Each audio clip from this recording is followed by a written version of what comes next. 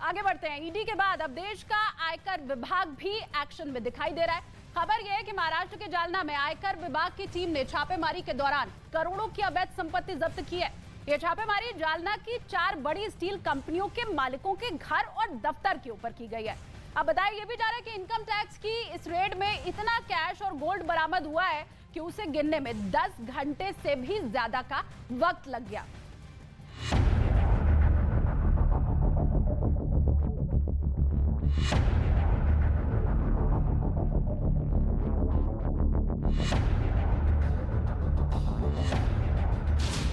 अकूत संपत्ति,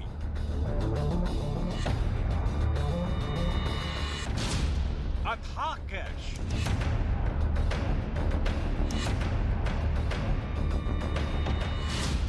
कई किलो सोना, नोटों का बहार, इनकम टैक्स की रेड,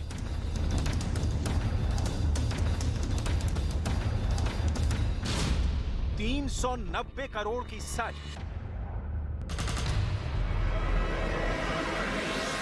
जालना में स्टील कंपनियों के मालिकों ने आय को इतना छिपाया कि जब वो बाहर आई तो देखने वालों की आंखें फटी की फटी रह गईं। बताया जा रहा है कि नोटों के इस पहाड़ को पार करने में आईटी विभाग पसीने पसीने हो गया। 13 घंटे लग गए, तब जाकर कहीं कुबेर के खजाने की कैलकुलेशन पूरी हुई। 1, 2, 3, 4, 5, 6, 7, 8, 9, 10।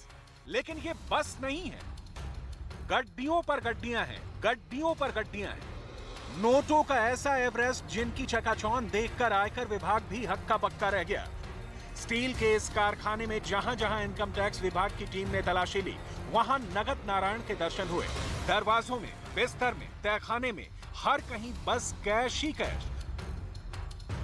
बताया जा रहा है कि इस दौरान आयकर विभाग ने कुल 390 करोड़ की बेनामी संपत्ति को जब्त किया है, यानी ऐसी संपत्ति जिसका कोई हिसाब किताब कंपनियों की तरफ से नहीं दिया गया। दावा किया जा रहा है कि आयकर विभाग के इस छापे में 58 करोड़ कैश बरामद हुआ है, जबकि स्टील के इस कारखाने से 32 किलो सोना भी इनकम टैक्स विभाग के हाथ लगा है। जानकारी के मुताबिक इनकम टैक्स विभाग को जो कैश बरामद हुआ है, उसे गिनने में 13 घंटे का वक्त लगा। दावा किया जा रहा है कि बीते काफी वक्त से जालना की 4 बड़ी स्टील कंपनियां अपनी कमाई के बड़े हिस्से को आयकर विभाग से छिपा रही थी, जिसके बाद इनकम टैक्स विभाग ने बड़ी ही सफाई के साथ इन स्टील कंपनियों के मालिकों के घर और दफ्तरों पर छापा मारने की प्लानिंग तैयार की। इस छापेमारी को अंजाम तक पहुंचाने के लिए नासिक, मुंबई और ठाणे के अधिकारियों को मिलाकर एक टीम बनाई गई। छापे की भनक किसी को ना लगे, इसको लेकर भी आयकर विभाग ने एक कमाल की प्लानिंग की। क्योंकि 390 करोड़ की इस साजिश का पर्दाफाश करने के लिए विभाग ने जिन गाड़ियों को मोर्चे पर लगाया था, उन पर लिखा था राहुल वेड्स अंजलि, दुल्हन हम लेकर जाएंगे। और ऐसा इसलिए किया गया ताकि किसी को शक ना हो कि ये गाड़ियां किस मिशन को अंजाम देने के लिए पहुंची हैं। जिसके बाद सबसे पहले स्टील कारोबारी के घर पर रेड की गई।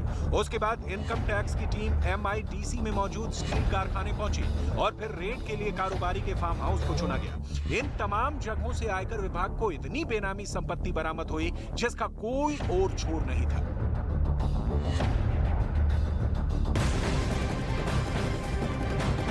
बड़ी खबर आपको बताएं, इनकम टैक्स की रेड काफी फिल्मी स्टाइल में की गई है। छापेमारी के लिए इनकम टैक्स के अधिकारी बाराती बनकर पहुंचे। इनकी गाड़ी पर लिखा हुआ था दुल्हन हम ले जाएंगे। इनकम टैक्स की यह छापेमारी 1 अगस्त से लेकर 8 अगस्त तक लगातार चली। 100 से 120 गाड़ियों के साथ अधिकारी पहुंचे थे। सारी गाड़ियां नासिक से ही निकाली गई थी, लेकिन किसी और को इसकी भनक ना लगे, इसके लिए कोडवर्ड की कहानी बनाई गई थी। पहला कोडवर्ड था दुल्हन हम ले जाएंगे, दूसरा कोडवर्ड था राहुल वेड्स अंजलि। हर गाड़ी पर यह चिपका हुआ था। इस छापेमारी में करोड़ों की संपत्ति के दस्तावेज और ज्वेलरी बरामद की गई है। तस्वीरें भी आपको हम दिखा रहे हैं। लगातार 13 घंटे तक नोटों की गिनती की गई है मशीनों के जरिए।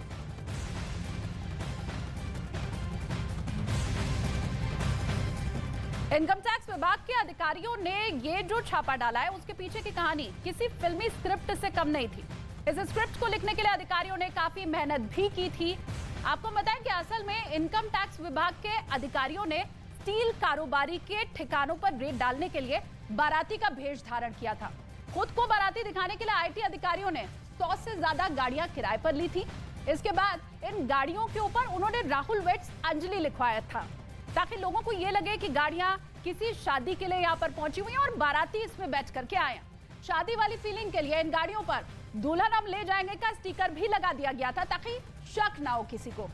इन गाड़ियों के पीछे की हकीकत की भनक किसी को ना लगे, इसलिए पूरी स्क्रिप्ट लिखी गई थी। अब प्लान के मुताबिक 100 से ज्यादा गाड़ियों को अलग अलग ग्रुप में बांट दिया गया, उन्हें अलग अलग लोकेशन पर रेड के लिए भेज दिया गया और इन्हीं में से एक टीम ने कारोबारी के फार्म हाउस के ऊपर रेड डाली। फार्म हाउस पर रेड के दौरान इनकम टैक्स के अधिकारियों को वहां मोड़ कर रखे गए कुछ बिस्तर दिखाई दिए। जब इन बिस्तरों को खोला गया तो इनकम टैक्स के अधिकारी दंग रह गए, होश उनके उड़ गए, क्योंकि इन बिस्तरों के अंदर नोटों के कई बंडल निकलने शुरू हो गए। फार्म हाउस की और ज्यादा तलाशी ली गई। एक जगह पर कपड़े की 35 थैलियां मिली। इन थैलियों को जब खोला गया तो फिर सभी के अंदर नोटों के बंडल निकलने शुरू हो गए। इस रेड के दौरान इतने नोट निकले कि उन्हें गिनने के लिए अधिकारियों ने बैंक से नोट गिनने वाली 12 मशीनें बुलाई। एक दो नहीं, 12 मशीन। इन मशीनों से नोट गिनने में अधिकारियों को करीब 13 से 14 घंटे लग गए। अब तक की कुल रिकवरी 58 करोड़ रुपए बताई जा रही है कैश। 32 किलो सोना भी मिला है। इसके अलावा अब तक इस रेड में करीब 300 करोड़ की बेनामी संपत्तियों का पता भी चल चुका है। कुबेर का यह खजाना था।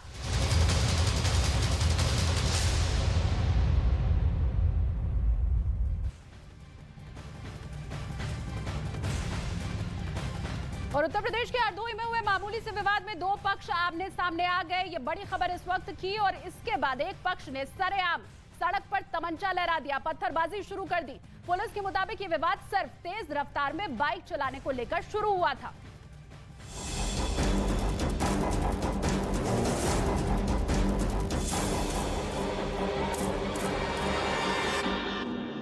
पत्थरबाजी, आता हूं ना। जान बचाकर भागते लोग, बीच सड़क पर तमंचा लहराता आदमी और दूसरी तरफ दहशत से भरे लोग।